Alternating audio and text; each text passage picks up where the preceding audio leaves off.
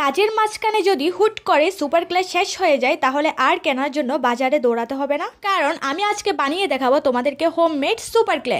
এই সুপার ক্লেগুলো বিভিন্ন কালারের হয়, হুট করে কোনো একটা কালার শেষ হলে সেটা কিন্তু এক্সট্রা কেনা যায় না, কিনতে গেলে পুরো প্যাকেটটা কিনতে হয়। সেক্ষেত্রে দেখা যায় কি আমাদের অনেকটাই লস হয়ে যায়। এখন থেকে সেটা আর তোমাদেরকে করতে হবে না, যে কালারটা শেষ হবে সে কালারটাই তোমরা মুহূর্তের মধ্যে বানিয়ে নিতে পারবে, যদি তোমরা আমার এই ভিডিওটা পুরোটা দেখো। চলো শুরু করা যাক। সুপার ক্লে বানানোর জন্য প্রথমে আমি একটা বাটি নিয়ে নিয়েছি, তারপর দিয়ে দিয়েছি সেখানে কিছুটা পানি।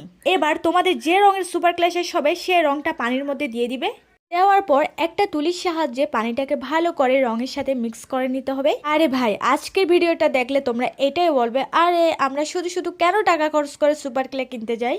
যাই হোক, আমাদের নেক্সট উপাদান হচ্ছে টুথপেস্ট। এখানে সাদা কালারের যে কোনো টুথপেস্ট দেওয়া যাবে।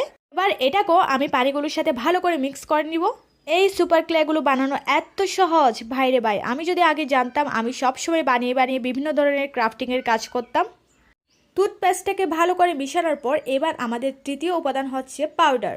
এখানে আমি অল্প পরিমাণে পাউডার দিয়ে দেবো। আর দেখো, এই পাউডারের কিন্তু ডেট চলে গিয়েছে, মানে তোমরা এটা বলতে পারবে না আমি সুপার ক্লে বানানোর জন্য ঘরের পাউডার নষ্ট করছি। যেহেতু এটা ডেট চলে গিয়েছে তাই এটা এখন আর কেউ ইউজ করে না, তাই এটা দিয়ে আমি বানাই সুপার ক্লে। এবার দিচ্ছি আটা, অল্প অল্প করে এখানে আমি আটা মিক্স করছি।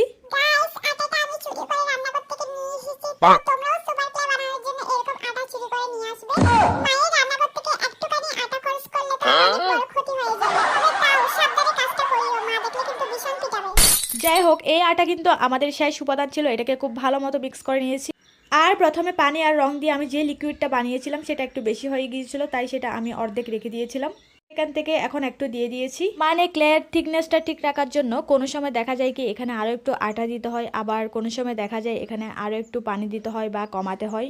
এটা তোমরা তোমাদের অনুযায়ী বুঝে নিতে পারবে। ও দেখো, এবার একদম শেষে আমি আরও একটু কালার দিয়ে দিয়েছি আর এটাকে খুব ভালো মতো মিক্স করে নিচ্ছি। মিক্স মিক্স মিক্স, মানে আমি একটা জিনিস বুঝলাম, পুরো ক্লে বানানো জুড়ে রয়েছে শুধু মিক্স।